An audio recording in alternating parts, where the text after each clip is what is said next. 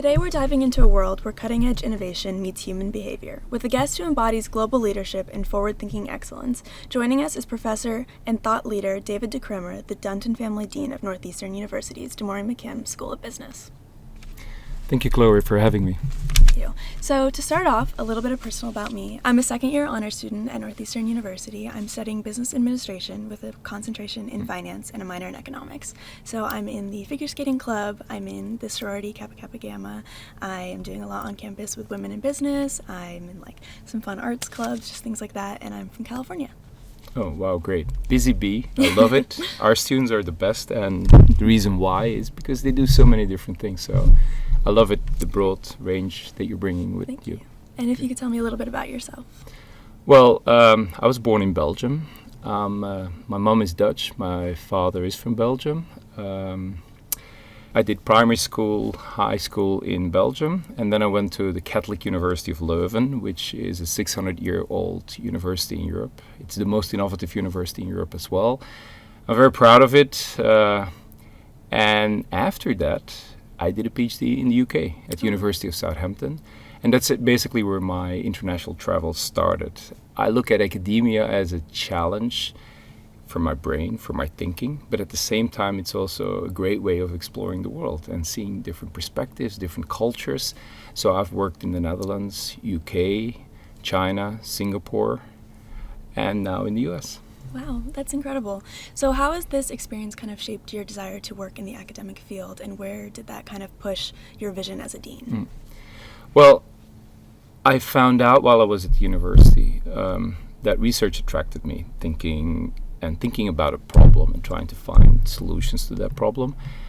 And I also did, in addition to my master's, a bachelor in philosophy. And this is really where I fell in love, you could say, with thinking itself. So I loved spending time in the library in philosophy, which is, because it's such an old university, it's hundreds and hundreds of years old. So you really have these old corners where you can find old books. And to some extent that was so mesmerizing. It's like I fell in love with writing and thinking. Yeah. So, and then I thought, okay, where do you do this? What kind of job provides you that opportunity, which is research? Yes. So in my final year, I published my first paper, and from then on, I pursued a PhD, and this is what happened. I became a professor, a chair professor, a provost chair, and now I'm a dean. Wow, that's incredible. Where do you see in the future of kind of combining that experience of really student-based learning and ideas with AI?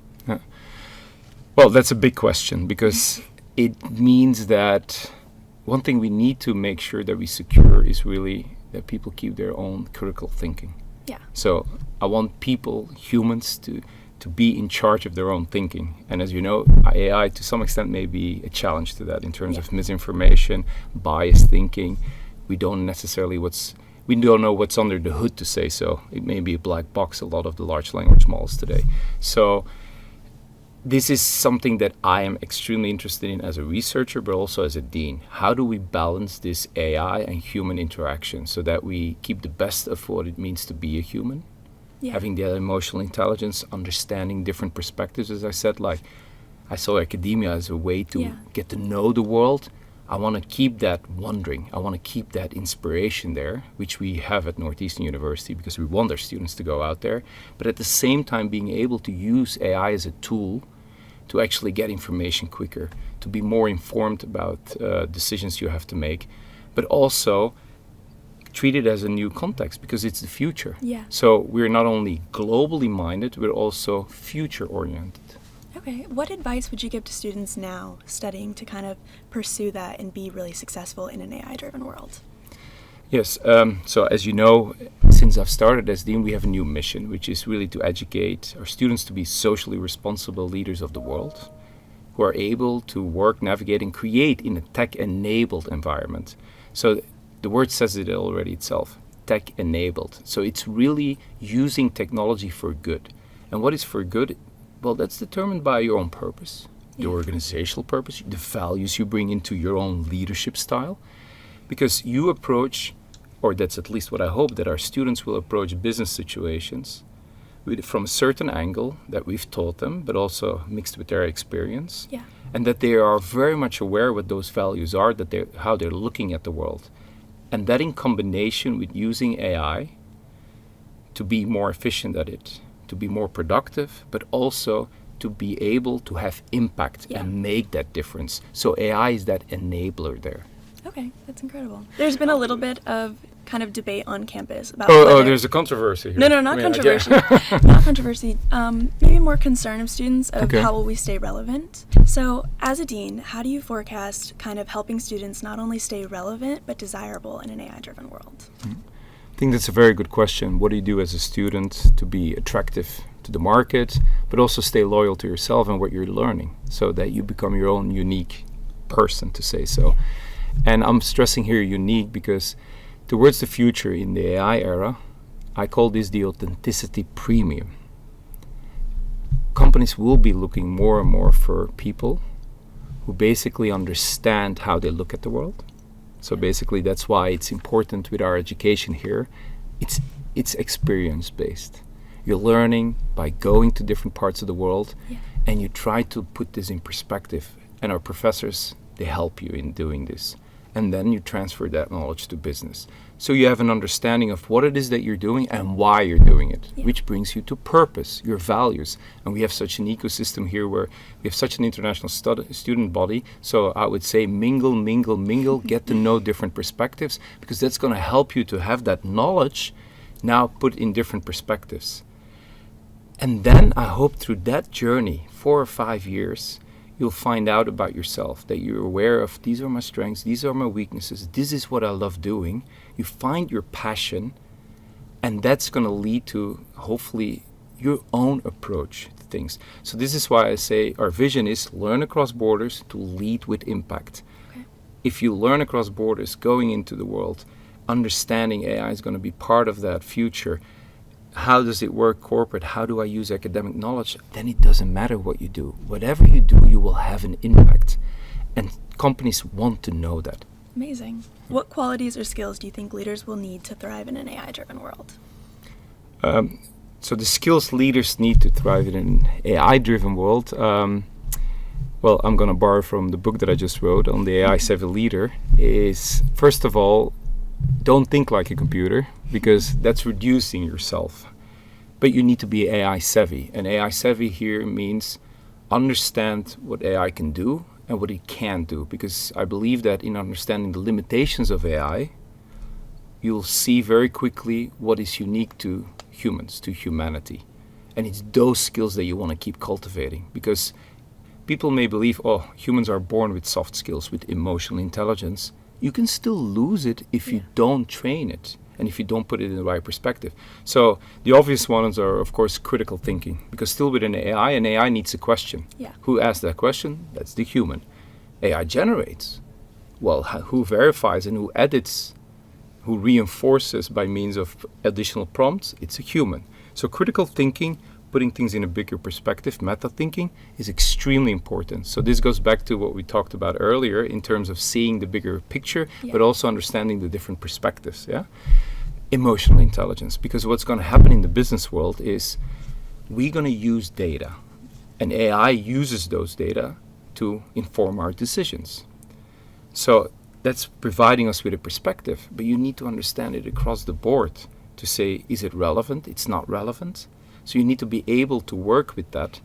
But that also means, if you have these different perspectives, you need to bring people from different departments, groups together. So you need your emotional intelligence there to facilitate cross-functional collaborations. You need to be resilient because you need to adapt. AI changes all the time because everything progresses so quickly, but also the world changes. Look at the political situation. It can change very quickly. So in order to navigate in what they call the new normal is being on every day of the week, to say so, in terms of agility. Resilience is important, adaptability is important. And finally, as a leader, for the leader for tomorrow, it's going to be extremely important that you can coach younger people on that trajectory. So you will have to be a lead. A leader will be a teacher as well in that sense. Amazing. Okay. So as of now, even in my classes, I'm seeing that we're learning the skills of kind of what questions to ask AI and how to use it in a light setting. How do you see over time this really changing the coursework and the curriculum of Northeastern? Well, as you said, AI will have an enormous impact on what's going to happen in the classroom, in your coursework. So which direction are we heading? And as you said, at Northeastern University, we're already using AI as a tool. First of all, it's a tool in the classroom. And I completely agree with this, because the way you have to see it is our classroom is going to be to some extent a simulation of the workplace. At the workplace today, AI is a tool. So, of course, when I arrived here, people were still having these discussions. You can't use AI because it's cheating. But my response was very simple. Well, we're here to prepare students to that workplace. Of course, we simulate it. AI is now part of the classroom. So that's a big step that we made. Now, this brings along several challenges, of course. Challenges of like, okay, how do you integrate it in the curriculum? And that everyone has the same access, that everyone has the same experience in using it. So that means our professors need to be AI savvy as well, which we're doing now at the school. We have faculty days where we introduce faculty to AI, the best case studies that we have, that they can discuss the challenges. So we're investing enormously in that. But it's going to change the teaching process itself. So I always use the example that up until, let's say, a few years ago in the US, what would be the ending of your course is write an essay and the professor grades it. Yeah. And that was the ending. Well, today, that's the beginning. Because in a way, I could say, it doesn't matter who wrote the essay, whether it's you or ChatGPT, because it's the beginning of where we're going to start evaluating you. It's generated. Of course, I want you to write it with the help of AI, but it's generated, it's an input now to the learning process. Instead of being the end point, it's the starting point. So it's the input in the learning process, which means, okay, this is generated. Now I want you to work with that content. And like I said, with prompting, you can add it. But I want you to do more, because our students need to have impact in what they do, as I said. So that means you generate, you add it, but then you integrate it into the business classes you get.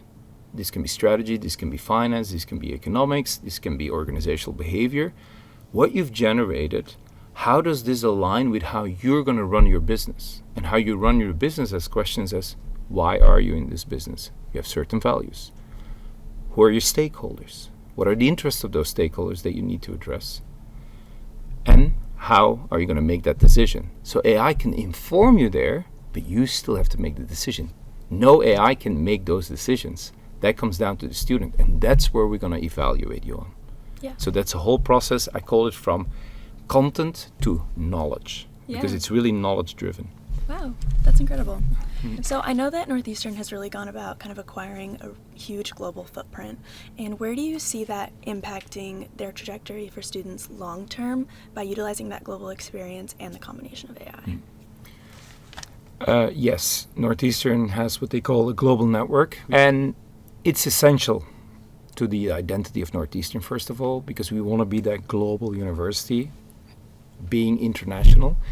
And like I said, it's important, therefore, for students to have that international outlook. Now, you may see in classes, and some people may even tell you this, oh, globalization is over. It's all about nationalization. It's much more about your own country. It's patriotism. These things always played a role.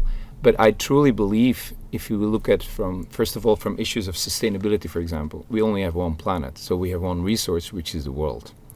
So if we just take that for granted, it's important to have a global outlook. I mentioned earlier already, having that global outlook gives you different perspectives. Different perspectives help you to be resilient and adaptable, and understanding why some people may respond differently than you do, which is already a winner. So global outlook helps with this. Second thing is experience. Because we have one planet, because the economy is global, countries are so intertwined, it is important that you learn to network across cultures. And I think for our students, when they go to classes in other universities in different countries, this helps them to talk to local students, to see how countries, their political system, their social systems are different, how it works. You will build those networks. Because there's one thing in my own travels that I've seen is like, you may say, okay, you're a new country, but then you're always a visitor, you're a guest. And then you leave again, you won't see these people again. No, it doesn't work like this. Education today is global. we work with the same knowledge. We add some cultural components to it, but we work basically with the same knowledge. So you're going to run into these people. I've met people after so many years that I never thought I would see again, but then it turns out they're in my same network, because before I did research on AI, I was working on something else. Then I moved into AI, and suddenly other people popped up again that actually I knew from my past. So it's extremely important to do the networking, because it's going to help you also to maintain these social relationships, remember, and the soft skills that we talked about. So I think those are important elements. I think it's a responsibility almost of any business leader, and especially in the AI era, because today media about AI is too dominated about profit first. Yes. It's a business itself, whereas AI should be seen as first people, planet, and then profit. It should be purpose driven. So from that point of view, I think being global is a responsibility. We have a very large MBA program at Northeastern University, and within that, a lot of the students end up going towards consulting work. In the future, how do you see that kind of panning out? First of all, consultancy companies are struggling with that question themselves. Yeah. So in my own experience, what I see is that consultancy companies quickly have adapted to the fact that AI is now part of the workflow, is part of business. And of course they have to, because their clients are companies. So they're asking for advice. Yeah. So, and you see this because if you would go back about 3 years in time, let's say, the percentage of the revenue of the big 5 consultancy companies was close to zero. Today it's about 20%. So that means in 3 years they've made a very big leap in becoming now very AI savvy. So there's an urgent need there to say, what does consultancy look like now that AI has entered the equation? Now, the questions they're struggling with has to do with several parts. First of all, with their own job. Because there's this famous Boston Consulting experiment where they showed in 90 minutes, some consultants were using ChatGPT, others consultants weren't using it, and it turned out they were more productive. Of course, the dependent measure was also the number of slides, and in an ironic way, I could say, like, most clients are not looking for more slides, but they're looking for advice and risk management of their companies. Yeah. So the debate is still out there, how much and how well AI can help in that kind of advising. But it can definitely help in terms of making consultancy much more the foundational work, looking literature reviews, making sure the knowledge ends up with the client. So that's definitely going to change the job of a consultant itself. But again, as I said before, consultants will have to work with AI as a tool to see how they can help address the question of the client more effectively. Yes. It's always the client who will define the goal of the assignment. So in that sense, things will stay the same. You have to be sensitive to these needs. You have to be savvy enough to understand the client, so different perspectives help there. But of course, what it's going to do to the job of the consultant, I see across the board. That's not only for consultancy, is if that job changes because some tasks will be done by AI, every profession where you have billable hours, like in law, lawyers, they have billable hours. Some of them work by 6 minutes tokens, like every 6 minutes you have to pay a certain amount. Consultants work like that as well. So a big challenge that they're seeing is, of course, how are clients going to see this if AI was involved in the advising? How do I bill my hours? Where is my contribution? And this is something where we focus a lot on here in school, but I also do in my own research and my own consultancy. It's really that companies build cultures where, again, AI is seen as that supporting tool, which means it's not simply seen as comparing it to humans and then, oh, AI does 30%, now you're being paid 30% less. That's not how it works. AI should enhance their productivity, efficiency, but also the value across the board. So never start rewarding people less because they are using AI, because that will induce a fear of people saying like, oh, why should I use AI? Because I'm going to be perceived negatively by the client and my boss. So it's important that these companies figure out how to do this and make sure that the job of a consultant is still attractive and at the same time appealing to clients. So that's going to be a big challenge there. Second is consultants will have to make a choice. Are you going to be advising and facilitating the integration of AI into whatever the client is asking? Or are consultant companies also going to come up with innovation themselves, which means they will need their own AI labs? and that they show we lead by example. Yeah. Our organization is using it as well, and we're developing that innovative potential of AI, because as a consultancy company, you expect innovation from us. Yes. So that's going to be another big question that they have to ask themselves and make a decision. So would you say the future kind of looks like deliverables that combine, humanity, uniqueness, the soft skills we've talked about with the AI, maybe doing those more technical things or like really data-driven things as a combination for both? Yes. So that's the AI-human interaction that Yes. will dominate. For a consultant company, what's going to matter that is how do you present this to the client so that the client doesn't get the perception or idea, well, Chloe, you know what? I think AI did part of your job, so I'm going to pay you less. Yeah. So that's going to be a big challenge. Okay. Are there any real-world examples of the human interaction with AI that you feel have been a very big success? Well, the most successful examples of where we see AI helping humans is still in the basic functions like chatbots, analyzing data. Hey, what's in the report? Summarize it, or when it's unstructured data, is this in it? Please provide a profile, provide categories, so data analytics, and personalized customer management, I would say, because they can help us, look up more information, search engines. So it's really the basic functions that you see it's most successful, because basically most AI adoption projects fail at the moment because they can't upscale beyond these basic functions. If you could give the students of Northeastern and students on a whole one piece of advice, what would it be? Use the university and your university years to get to know yourself. Of course, study, learn, observe, listen, but apply it to getting to know yourself. Those 4 years, 5 years are not going to come back. And they're the groundwork, like I said, for whatever it is that you're going to do. After this education, you will make an impact. Amazing.